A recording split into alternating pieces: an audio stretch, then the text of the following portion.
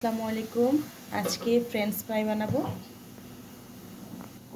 এইভাবে আগে এটাকে কাটতে হবে। এই যে আমাদের আলু ছোলা হয়ে গিয়েছে, এখন তেলে দেওয়ার পালা। এই যে দিয়ে দিচ্ছি আমাদের ফ্রেঞ্চ ফ্রাই।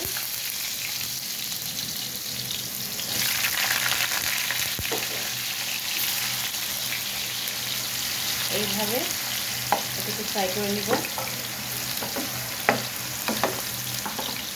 এই যে প্রায় ভাজা হয়ে যাচ্ছে,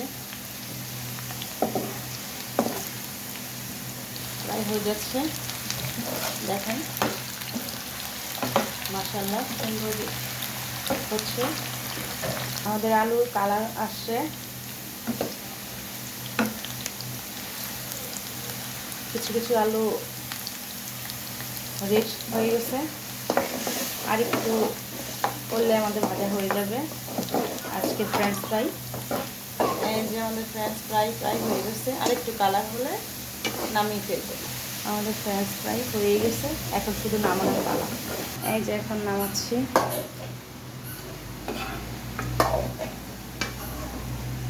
দিয়ে দিচ্ছি হালকা করে লবণ। এখন এটাকে মিক্স করব। আমাদের ফ্রেঞ্চ ফ্রাই হয়ে গিয়েছে, তো এখন টেস্ট করা পালা। বিসমিল্লাহ।